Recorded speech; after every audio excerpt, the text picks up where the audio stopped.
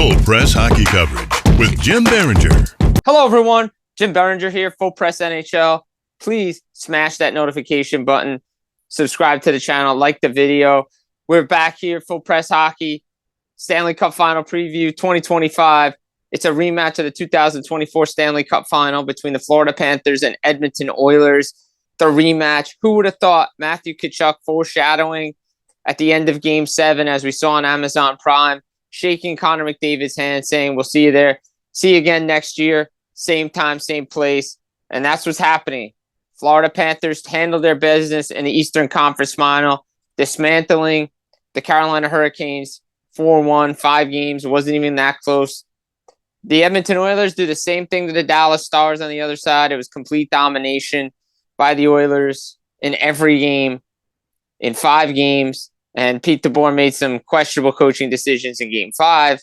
More on that in another time when we go through our rumors video with myself and David Calabretta. However, let's get back to the point at hand here. The Edmonton Oilers are a better team than they were a year ago, but so are the Florida Panthers, as we've discussed up on FullPressHockey.com. The Stanley Cup Final preview is up. The betting preview is up as well. Links down below. And you look at it and you say to yourself, okay, Edmonton has home ice advantage. That should be a factor into this. But the Florida Panthers are 8-2 on the road. Edmonton 6-1. So it's the best road team against the best home team in the playoffs. And Florida has outscored their opponents on the road the last 5 games, 27-7. Goal differential of plus 20 if I do the math correctly. So there's really no advantage here. Last year it came down to Game 7. Yours truly was there. He will be in attendance again representing Full Press Hockey down in South Florida as well for if and when the Cup gets awarded down there. Potentially in Edmonton if there's a Game 7. And that's what matters. Game 7 on home ice, that's what you work for. It was a factor why Florida won last year, though the Edmonton Oilers had chances to win Game 7. They just couldn't get the puck past Sergei Bobrovsky and that defense. Now, Connor McDavid is playing well. Leon Draisaitl playing well. McDavid again leads the playoffs in all goal scoring. Draisaitl is playing well too.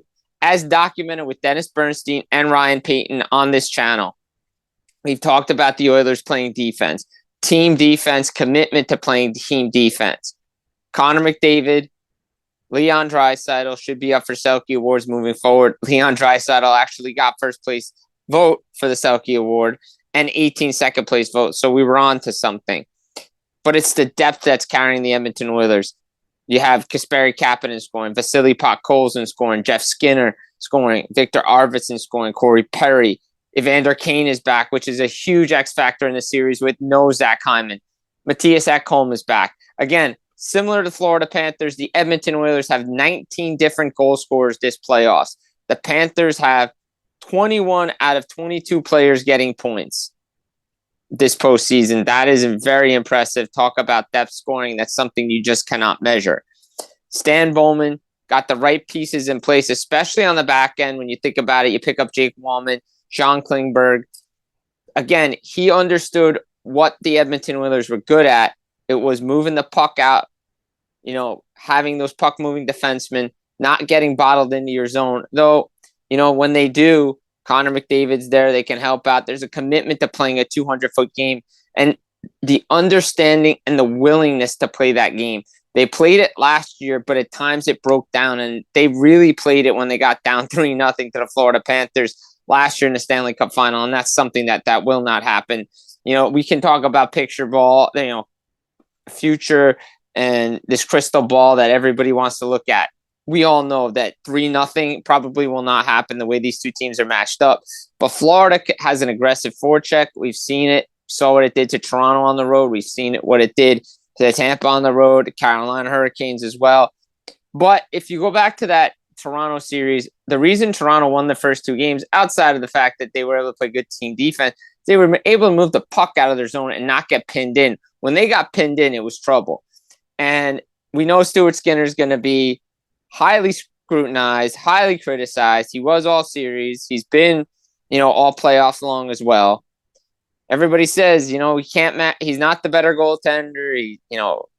Statistics would say that. The issue is when Stuart Skinner's really good, he's good, and when he's really bad, he's bad. Like we saw against the LA Kings, Calvin Pickard comes in, wins 6 in a row, then he gets hurt. Skinner comes back, and it was either shutout or bust. No in between. Well, we got that in between in Game 4 against the Dallas Stars, stopping 33 of 34.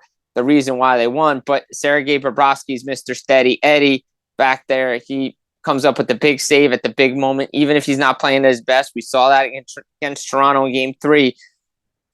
Stopped William Nylander, stopped Mitch Marner, stopped Austin Matthews. Multiple chances in Game 3 in that overtime. Again, documented with Ryan Payton and Dennis Bernstein along the way. There were chances. He comes up with the goods, and he's back into the guy that was up for the Conn Smythe Trophy last year. It went to Connor McDavid.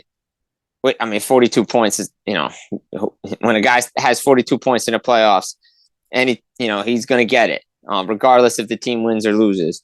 And they were right there, and you feel bad for a guy like Zach Hyman, who's not going to be there, because we talk about foreshadowing. Again, in the Amazon Prime series, you say to yourself, hey, we're going to be back in this position. We believe it, and they're on that mission. Stan Bowman talked about it during media day. Connor McDavid, the first thing he talked to, he's like, I want to win a Stanley Cup.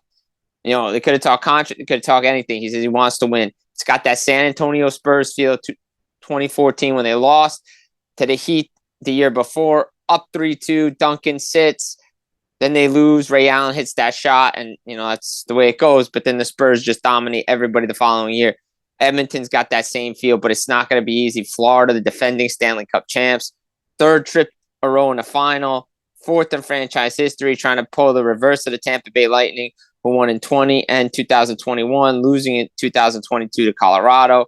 Panthers lost to Vegas. They won against Edmonton. Can they go back-to-back? Going to be tough.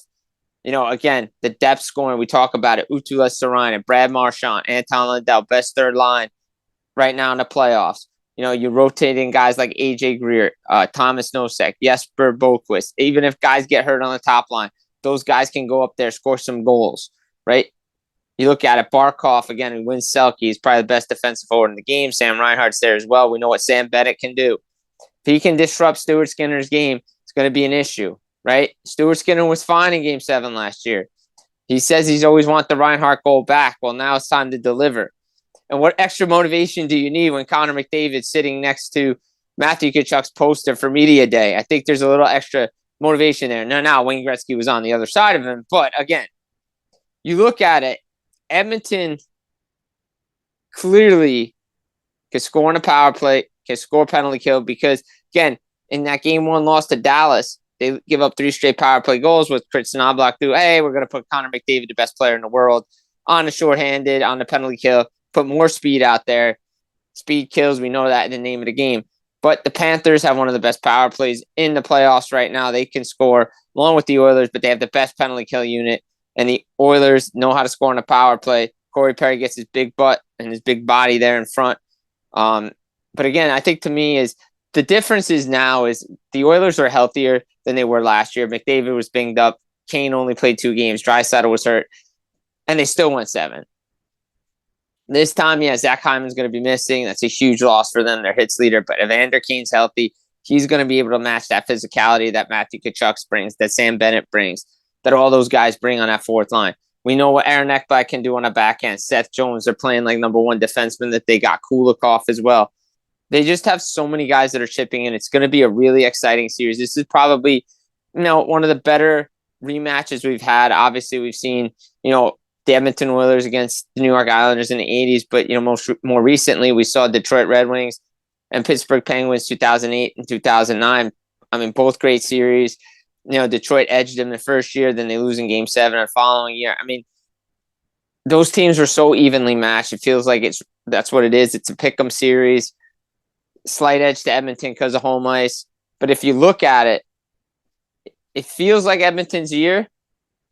Anything can really, really happen. I hate that phrase, and I know, a certain personality on Sirius XM NHL Network Radio hates it too. The bounces have to go your way, but the best team usually wins, and it's not because of state income tax. And it's not because we can save money.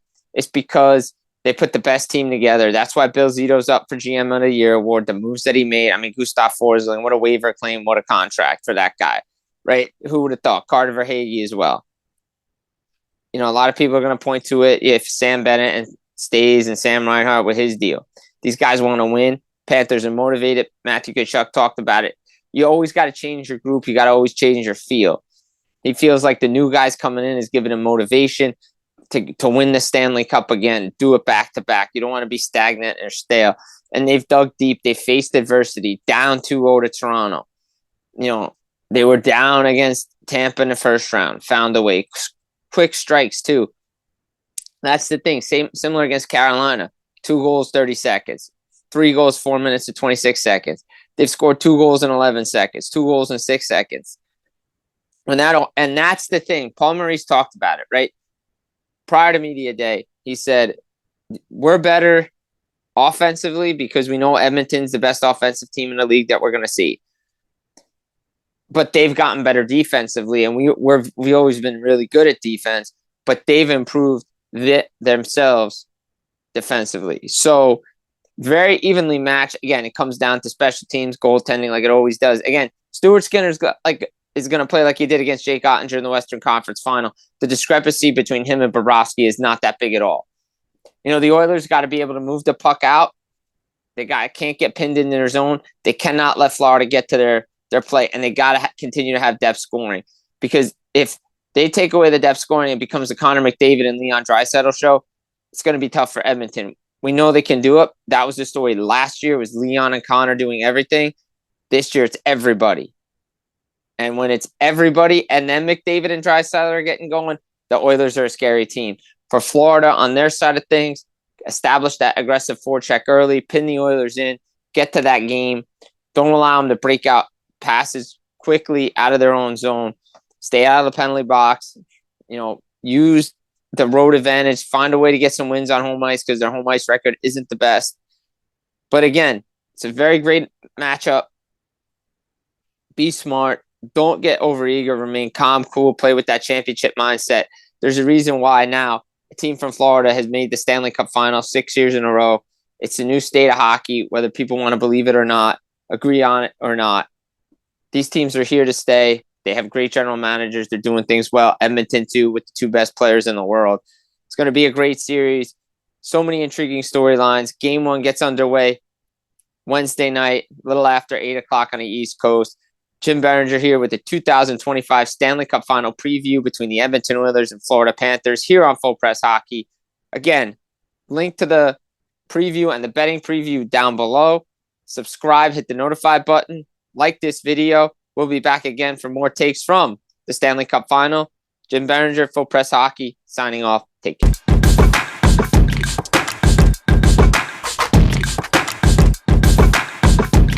Full Press Hockey coverage with Jim Biringer.